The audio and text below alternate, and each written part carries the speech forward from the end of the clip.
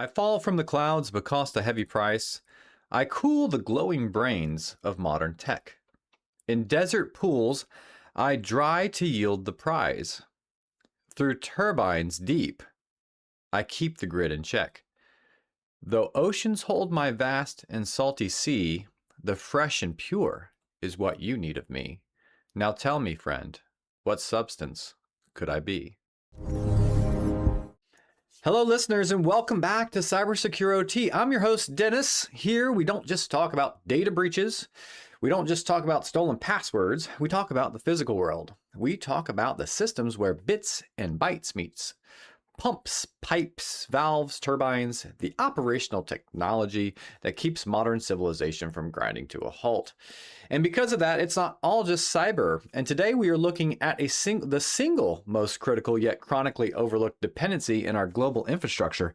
It's not a software flaw. It's not a zero-day exploit. It's H2O. It's water. Over the next half hour plus, we're going to dissect how our desperate escalating thirst for water is rapidly expanding the attack surface of our OT networks. In our first segment, we're going to strip away the illusion of abundance.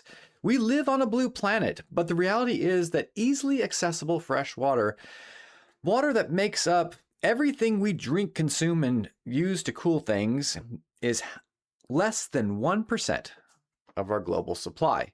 We're going to look at the brutal economics of distillation, and I'll share a hard truth about our industrial priorities.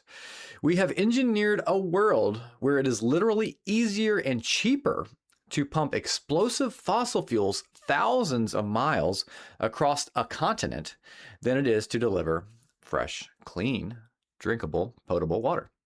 Then in segment 2, we're diving into the data center drought. The AI boom is making headlines for its power consumption, but what they aren't telling you is the massive water footprint required to cool those hyperscale servers.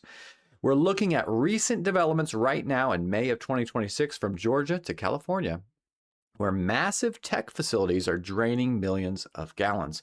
More importantly, we'll break down how the PLCs and the chillers managing that water represent a glowing target for threat actors. If you want to take down the cloud, you don't need to hack the AI. You just need to hack the cooling tower. For our third segment, we'll explore how water is fundamental as a transmission medium for power generation. Whether it's breaking hydropower records in Turkey or spinning up green hydrogen plants via electrolysis, water equals watts. We'll discuss the catastrophic downstream consequences if an adversary compromises the SCADA networks controlling our dams and power plants as well. And finally, in segment 4, we'll head to the Atacama Desert and the courtrooms of Nevada to look at the raw ingredients of our tech future, lithium. Extracting battery-grade lithium is water-intensive, highly automated. It's a nightmare.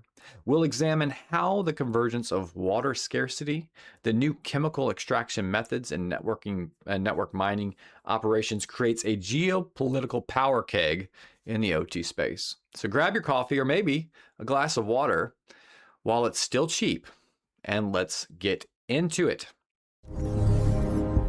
Okay, for my faithful listeners, thank you. But I love to steer you through this maze of cybersecurity events in scenario-based fictional stories. Today, I'm doing something a little different. This will be enlightening, but different. Whether you're a critical infrastructure defender or a capital investor, listen on and learn. You're about to hear how to invest in the future. Let's start with a reality check about the planet we live on. You look at a globe and it's mostly blue. 71% of the Earth's surface is covered in water. But that blue is a mirage when it comes to human utility. Roughly 96.5% of all the water on the Earth is in its oceans. It's salt water. Toxic to our crops, corrosive to our machinery, and fatal if we drink it. Of the remaining 3.5% that is fresh water, the vast majority is locked up in glaciers, ice caps, or deep underground aquifers. When you strip it all away, the easily accessible surface freshwater, the lakes, the rivers, the reservoirs we rely on, make up less than 1% of the global water supply. To put that into perspective, globally, we have about 8 billion people. According to the UN, over 2 billion of those people live in highly water-stressed countries. The per capita availability of fresh water is dropping every single year as populations grow and aquifers are drained faster than they can be recharged. So now you might think, Dennis, why not just build more desalination plants? So I've been around enough industrial sites to tell you that desalination is an engineering marvel, but it's brutally expensive and incredibly energy intensive. You are forcing salt water through reverse osmosis membranes at thousands of psi. It costs roughly anywhere from 50 cents to over $2 to produce a single cubic meter of fresh water, not including the massive capital expenditures to build a plant of that magnitude, or the environmental cost of dumping hypersaline brine back into the ocean. And here is a staggering comparison that highlights our priorities as a species. So look at our pipeline infrastructure. In the United States alone, we have over 2.6 million miles of fossil fuel pipelines. That's oil, natural gas, other refined products. If you want to move crude oil from Texas to New Jersey, we have a pipe for that. But fresh water? Water pipelines are almost entirely localized. Moving bulk water over thousands of miles is considered economically unviable because water is heavy and traditionally cheap. The result, for most of the global population, getting a gallon of refined gasoline shipped across the world is logistically easier and more reliable than getting a gallon of clean, piped, fresh water. And look at the cost. The cost to the consumer. We complain when gasoline hits $3 or $4 a gallon. In some places, we're seeing that $6 right now, plus. But go to the convenience store. A single liter of bottled water can cost $2. That's roughly $8 a gallon for something that literally falls from the sky. So we have engineered a world where petrol is cheaper to move and buy than clean water. Yet water, my friends, is a hot commodity, a much hotter commodity. You just don't know it yet. You have to pay attention and understand what is changing in the world as we know it, because nothing flourishes without it. No plants, no animals, no power, no data centers, and no AI. And as we'll see in our next segments, our most advanced technologies, the ones we are building our entire future on, are incredibly and violently thirsty. Okay, welcome back from that short break. Settle in for this one because we need to take a deep, hard look at the reality of AI and cloud computing. So we're going through this boom right now, and this is current events. So that's why this is my first main segment. If you read the tech blogs, you hear about the silicone. You hear about the gigawatts of electricity, but what is consistently brushed under the rug is the water. This isn't a conspiracy. I'm not an environmentalist or anything like that by trade. I'm just talking about the facts here. So let's establish some physics. Thousands of servers clustered together, processing massive AI models generate an ungodly thermal load. You cannot just aim a desk fan at these racks. You have to remove that heat, and the most thermodynamically efficient way to do that at scale is through evaporative cooling, just like you cool the engine in your car. Inside the facility, hot air from the servers is passed over chilled water coils. That water absorbs the heat and is piped outside to massive cooling towers. In those towers, the hot water is sprayed over a fill media while giant fans blow outside air across it, just like a swamp cooler. A portion of that water evaporates. That phase change from liquid to vapor pulls an enormous amount of thermal energy out of the remaining water, cooling it down so it can be cycled back into the building. But that evaporated water is gone. It drifts away into the atmosphere. To keep the system running, the cooling tower requires a constant influx of makeup water. And they get that from the local utility grid. And the sheer volume of that makeup water is staggering. Let's look at what just happened in May of 2026. So down in Fayetteville, Georgia, an affluent suburban community located about 20 miles south of Atlanta. Last year, the residents of a neighborhood called Annalise Park started experiencing noticeably weak water pressure. And to make matters worse, the region was experiencing a drought. So the county utility essentially pointed the finger at the residents. They told the residents to stop watering their lawns to conserve municipal supplies. But it wasn't the lawns. When the county utility finally launched a proper investigation, they discovered something that should chill every infrastructure security professional to the bone. Just down the road was a massive 615-acre data center. It was a campus under development known as Project Excalibur, and it was operated by Quality Technology Services, or QTS, a developer owned by Blackstone. Utility officials found two massive industrial-scale water hookups feeding this data center campus. One of them had been installed completely without the utility's knowledge. The other was simply not linked to the company's billing account. Over a period of months, reports vary from 4 to 15 months, this data center secretly guzzled between 29 and 30 million gallons of water. That is the equivalent of 44 Olympic-sized swimming pools, and they didn't pay a dime for it while it was happening. When they were finally caught, the county slapped them with a retroactive bill of about $145,000. QTS paid it immediately and claimed the massive water use was due to temporary construction-related activities.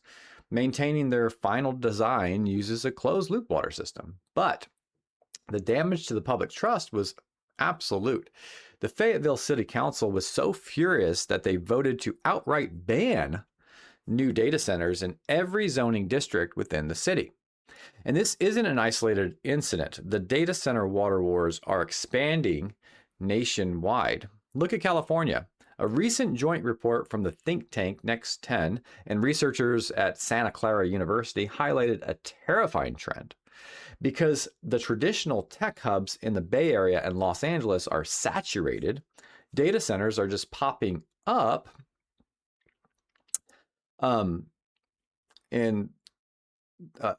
developers are pushing into the Central and Imperial Valleys. These are regions that rely heavily on overtapped, rapidly shrinking groundwater basins and highly strained Colorado River. And here is the kicker. They aren't doing it in the dark. The researchers found that due to a patchwork of ministerial approved loopholes, these data centers are routinely avoiding the California Environmental Quality Act, known as CEQA. These are requirements to publicly disclose water usage. So state lawmakers led by Assemblymember Diane Papin are currently fighting to pass strict water transparency bills after Governor Gavin Newsom vetoed similar legislation last year. So the central argument is simple. You cannot manage what you cannot measure. So they're saying some of these companies are trying to hide how much water they are actually using. When a massive hyperscale facility moves into a drought-stricken farming community, the locals have a right to know if their aquifer is going to be boiled off to cool AI servers. So this type of activity, the non-disclosure and things like that, those are issues, but we really are focusing on the amount of water that's necessary for these facilities. So we're even seeing this play out with the biggest players in the industry. Investors are currently staging massive pushes against Amazon, Microsoft, Google, demanding that they publicly disclose their exact data center water and power consumption metrics rather than obscuring them in vague ESG reports. It's kind of interesting to me because it seems like the city always knows exactly how much water I'm using. So it must be a volume of which is difficult to measure by meters, or maybe they just have to measure exactly how much is being used for cooling versus other purposes. So even Elon Musk is hitting the water wall. Down in Memphis, XAI has been building out a massive supercomputer facility. To appease environmental regulators and secure local support, XAI promised a major water reuse project that would take wastewater from the local Maxon wastewater treatment plant, treat it, and use it for cooling so they wouldn't drain the local drinking supply. This is pretty common. So combined cycle power generation facilities do the same thing. They take the gray water, and then they use it to create steam power, basically. But just this month, as rumors of massive IPO swirl, Politico reported that XAI abruptly sidelined and suspended work on that vital water reuse facility. Nobody is giving a straight answer as to why, leaving the Memphis utility grid hanging in the balance. So not really sure what's going on with that. So as security professionals, why do we care?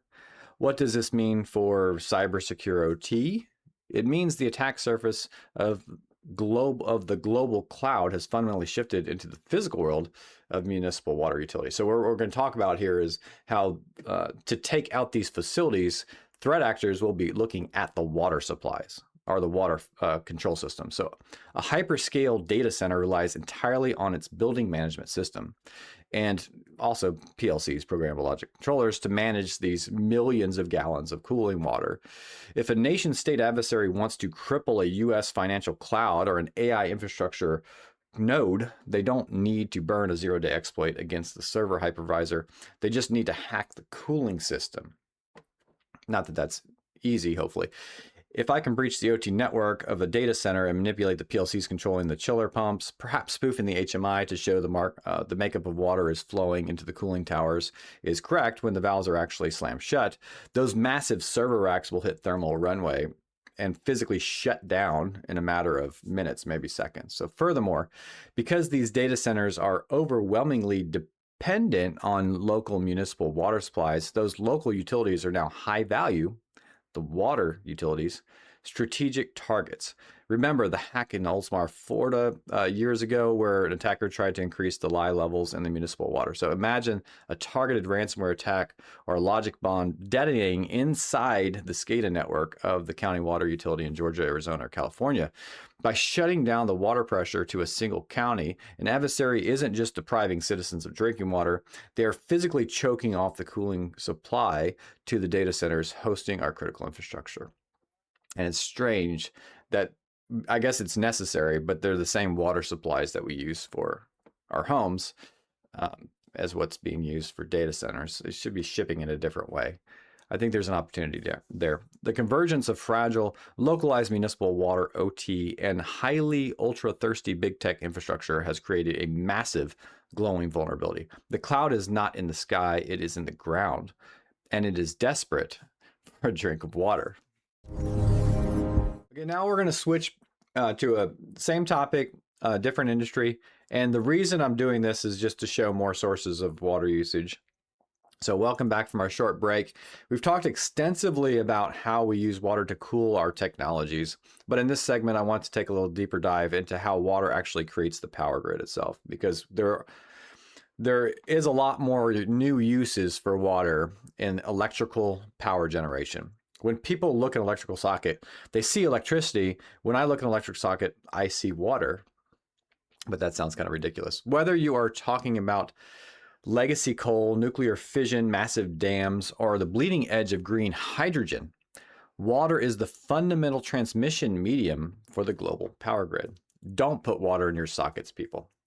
Let's start with the most direct utilization, hydroelectric power. So according to the United States Geological Survey, understanding a hydroelectric dam requires understanding two simple physical variables, head and flow. So head is the vertical distance that water falls. Flow is the volume of the water moving through the system. You take the immense kinetic energy of a massive river, block it up to build potential energy, and then you force that water down a massive pipe called a penstock. I've done cybersecurity scenarios on dams and water power generation facilities. So at the bottom of the penstock is a turbine. This is a massive, highly engineered piece of metal known as a Francis or a Kaplan turbine. So these things are they're like 3 stories tall. The water slams into the blades of the turbine, spinning it at precise speeds. The turbine is connected via a shaft to a generator rotor, passing massive electromagnets past copper coils to generate alternating current, just like any other AC type of a generator. It's just massive. To give you an idea of the sheer scale of the water involved to do this, let's look at the statistics that just came out this month, actually in May. Over in Turkey, heavy seasonal rainfall just boosted their reservoir levels to their maxes. So because of this, Turkey set an all-time monthly hydropower output record in April, last month.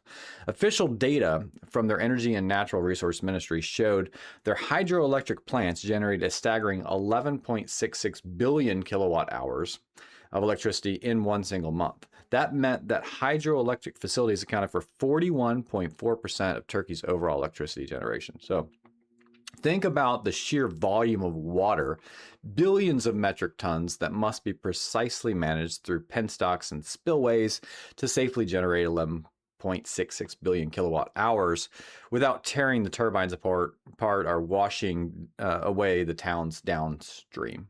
And this is one of those environments where they have that much natural water or those waterways to actually produce this much electricity. But it's not just hydro. So let's talk about the Department of Energy's massive push for geothermal energy. Geothermal energy is not inexpensive to produce, but geothermal energy is essentially tapping into the Earth's boiler room. You have magma deep within the Earth's crust heating up massive underground reservoirs of water. In a geothermal plant, organizations drill wells thousands of feet deep to tap into that superheated fluid. So according to the Department of Energy, there are 3 main types of geothermal plants. So let's go over what these are. We have dry steam plants. These pipe superheated steam directly from underground wells right into the turbine. Flash steam plants. These take high pressure hot water from deep inside the earth and convert it, flash it into steam to drive the generator. When the steam cools, it condenses back into the water and it's then injected back into the ground.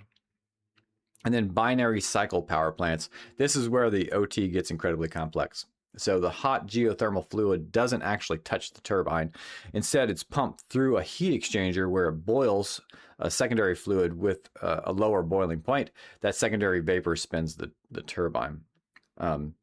So while geothermal is incredibly reliable, it provides base load power. Unlike wind or solar, it relies on highly sensitive pressure controls.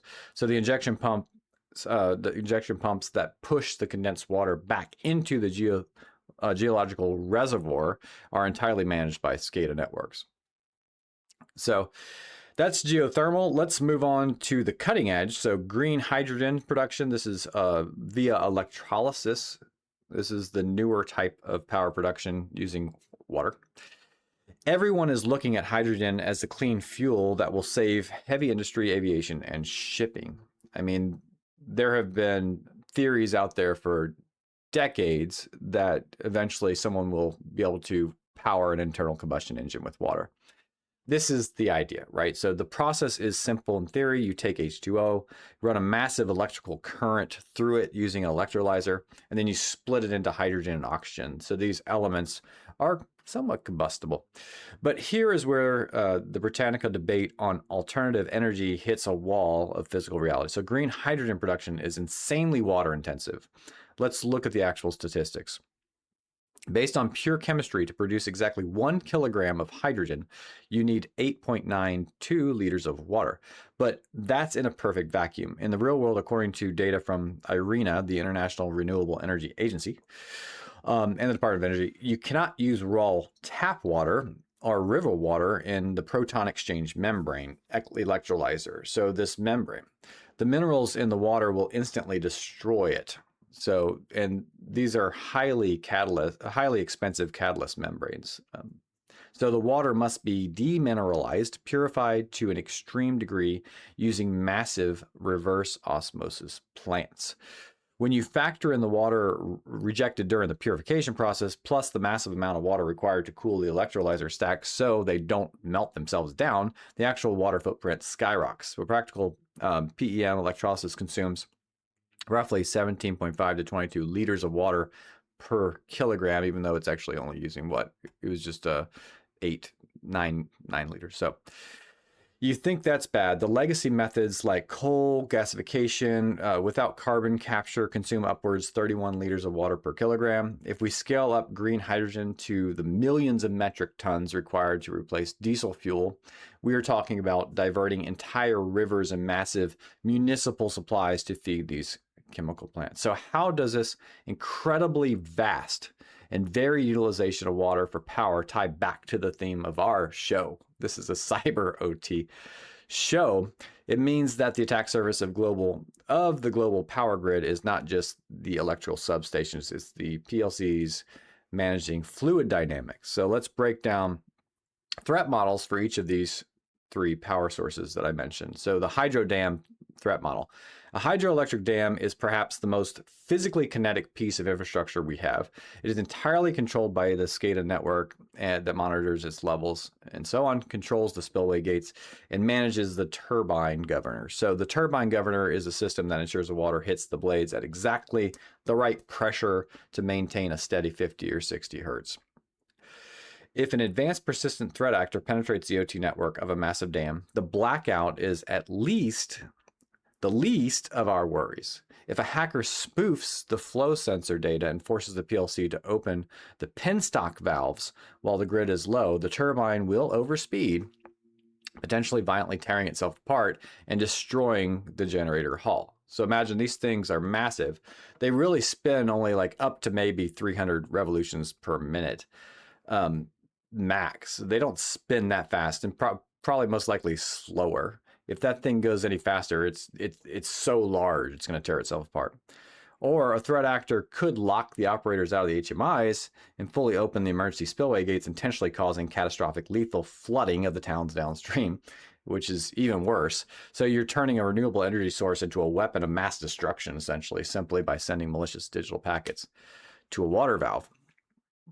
Now, on the geothermal threat model, geothermal plants rely heavily on maintaining precise pressure equilibrium. So you are extracting highly pressurized fluid from the earth, and you must re-inject the condensed water back into the reservoir to maintain the pressure and ensure the resource doesn't dry up, or else you run out. So the injection well pumps are driven by these are called VFDs, variable frequency drives, and they are networked to programmable logic controllers. That word comes up a lot. If an attacker compromises the geothermal operator's control center, they could drastically manipulate the injection pressures. So what happens when that happens? So spiking the pressure in an injection well doesn't just damage the pipes, it can induce microseismic activity that literally triggers like small localized earthquakes. Furthermore, manipulating the heat exchangers in a binary cycle plant could lead to a highly flammable secondary working fluid. Those secondary working fluids, the ones that I said have a lower boiling point, those are highly flammable, and those could boil over, resulting in massive industrial explosions. On the third method, the green hydrogen threat model. So an electrolysis plant is basically a massive, highly automated chemical refinery. Because the membrane electrolyzers require ultra pure water, the reverse osmosis purification unit is the critical dependency there. So imagine a scenario where an attacker compromises the PLCs governing the water purification system. They don't touch the electrolyzer itself. Instead, they subtly alter the chemical dosing or bypass the RO filtration membranes, allowing hard mineral-rich water to flow directly into the multi-million-dollar electrolyzer stacks.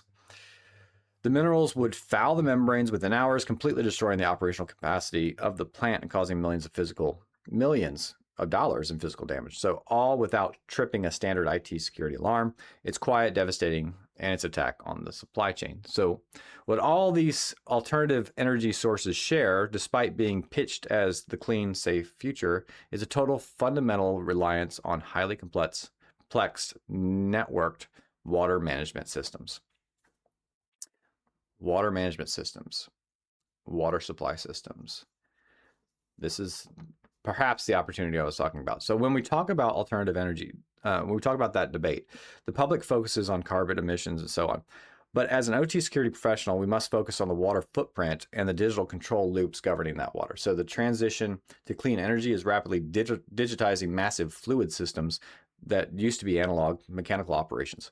We are taking the most vital fluid on Earth and wrapping it in Ethernet cables and IP addresses, as we should. So if we don't segment those networks, if we don't implement zero trust architectures down to that PLC level in some cases, and if we don't install analog mechanical fail-safes to prevent digital commands from causing catastrophic physical outcomes, our power grid will remain fundamentally fragile, even as we move into this new tech. Okay, welcome to the final stretch. And this specific segment, we're going to be talking about something that it's a little controversial when we're thinking about the environment. This is not an environmental podcast. I'm not an environmentalist. The closest I've gotten to it was I think I took an environmental management course in college, but I'm not against it. I think we should protect the environment. So there's nothing wrong with that there. What I'm focusing on is cybersecurity for our critical infrastructure. And today, the theme of today's podcast is about water usage. And I think there's an opportunity there, but there's also opportunities there because these are relatively new systems. And so as we get into this, just make sure you're focused. I want to make sure you're focused on the same topic at hand. You will hear things about environmentalism in this specific segment. So let's get into it. If you want to understand the modern world, you have to follow the minerals. We were talking about demineralization. Now we're talking about a different use of water. So if you want to understand the future of the energy grid, follow the lithium. Lithium's the mineral in this one. So you cannot build a single EV battery, grid scale storage array, or even have a cellular phone today without lithium, right? But lithium doesn't just appear in a neatly wrapped battery cell. It has to be extracted. And the reality of lithium extraction is that it's very water intensive. So it's highly contentious, and it's also a highly automated nightmare. It's not the easiest process today. So let's start by looking at where the bulk of the world's lithium comes from. It's an area called the Lithium Triangle, and it's in South America, in case you didn't know. This area is called Salar de Atacama, and it's in Chile. It's one of the driest places on the earth. And we're talking about water, right? So the traditional method of extraction for lithium is through massive evaporation ponds. So miners pump this ancient lithium-rich brine from deep within salt flats all the way up to the surface. They lay it out in massive, colorful, artificial lakes, and then they just let the desert sun dry and evaporate that water away. It takes a year to a year and a half. And then finally, you have lithium salts. And these are all concentrated, and now they can be processed. The amount of water required is staggering. They're just pumping all this stuff up. According to recent industry analysis from Ferronaut Tracking, in 2026 mining metrics, traditional brine extraction requires pumping of roughly 2 million liters of water, or about 500,000 gallons, to produce a single ton of lithium. I think they should come up with an easier name for their organization. And the environmental toll is devastating. So a massive report from Manga Bay published late last year, some of this came out last year, detailed the severe impacts that are actually occurring in Chile. So researchers found that this massive brine pumping is causing the Salar de Atacama to literally sink. It's subsiding up to 2 centimeters a year, the entire area of the desert. So even worse, over the last 15 years, the local groundwater levels have collapsed. So they've fallen even more, like 10 meters or 33 feet over the last 15 years. So this has sparked intense existential conflicts because we need that lithium. Just this past January, The Guardian highlighted the fears of the Kola indigenous communities regarding the new project in the Maracunga salt flat and how this is being driven by the mining giant Rio Tinto. So they're focusing their efforts on this Rio Tinto organization. So the Secretary of Local Indigenous Community, her name is Leslie Munez Riviera, put it bluntly: the Maracunga salt flat is the source of all life here. These are her words. It's a sacred place for them. Sacred place for us, she said. To these communities, the extraction of lithium is viewed as a permanent destruction of their ancestral water sources in an already arid desert ecosystem. Now, let's bring this closer to home. So we are currently watching similar water wars erupt in the United States. Right now in Nevada, two warring lithium companies have taken a massive dispute all the way to the state's Supreme Court. It's just crazy that this stuff is in these dry areas and you need more water. So in one of the driest basins in the country, this place called Clayton Valley, these companies are fighting tooth and nail over the water rights because they aren't fighting over the ore. They're fighting over the water required to process the ore. Without the water rights, the lithium might as well be somewhere else, like on the moon, because they wouldn't have access to it. The industry knows this is unsustainable. The world knows this is unsustainable, and they are desperately trying to pivot to new technologies, specifically something called DLE. This is direct lithium extraction. So remember, the method used before was to let it evaporate for a year, let the water evaporate out of the brine for a year to 18 months. DLE promises to revolutionize this industry. So according to reports from Warp News and recent studies highlighted by physics.org, DLE focuses on processing the brine rapidly using highly advanced chemical filters or ion exchange resins, returning the processed water back into the aquifer rather than letting it evaporate. They claim this can extract lithium with 1/10 of the water that is consumed. So the key scientists recently revealed is accurately monitoring the density of the brine in real time to optimize the extraction chemistry. But here is where the story gets dark and where the scrutiny kicks in. Climate Home News recently detailed how these green direct lithium extraction efforts are facing massive backlash. So environmental experts are warning that the technology may simply not be ready for the massive scale required, and if deployed incorrectly, it could worsen freshwater depletion by drawing heavily on local potable water to wash the chemical resins. There's always a catch. So furthermore, the chemicals used in some of these advanced extractions are terrifying. An expose in interesting engineering detailed how scientists have developed new methods to extract 99% pure battery-grade lithium by utilizing PFAS, the notorious forever chemicals that never break down in the environment and are linked to severe health issues. We are essentially trading a water scarcity crisis for a toxic chemical crisis. So where does that leave our OT security professionals, and how do we step into this mess? What does CyberSecureOT have to do with lithium, basically?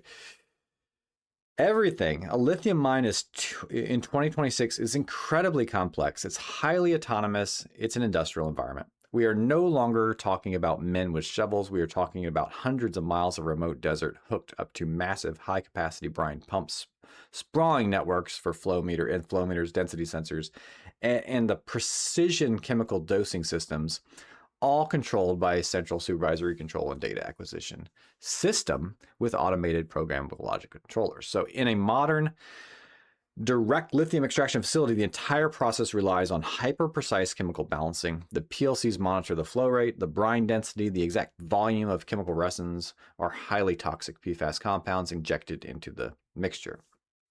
If an APT or advanced persistent threat, or even an AI agent who works faster than an APT, or perhaps a rival nation seeking or looking to choke off the supply from Western electric vehicles, breaches that OT network, one of the massive DLE facilities will just go down. So the damage could be catastrophic, may not be brought back up very quickly. If the attacker manipulates the logic in the chemical dosing PLCs, they could quietly introduce the wrong chemical mixtures, completely destroying a massive batch of highly valuable battery-grade lithium before the operators even realize what's happening. It's an invisible attack on the yield. It reminds me of the original Stuxnet attack. But far worse. Imagine an attacker manipulating the valve sequencing on the massive water containment systems. Now we're back to water. By spoofing the sensor data to show the tank is empty when it's actually full, they could cause a massive uncontrolled spill of toxic brine and PFAS forever chemicals that don't break down directly into the surrounding fragile desert ecosystem or the local water table, which would be even worse. It would be an environmental disaster that could permanently shut down the facility and devastate the local indigenous communities, essentially has fallout. So when you look at the geopolitics of 2026, controlling the lithium supply chain is a matter of absolute, uncompromising national security. Adversaries know this.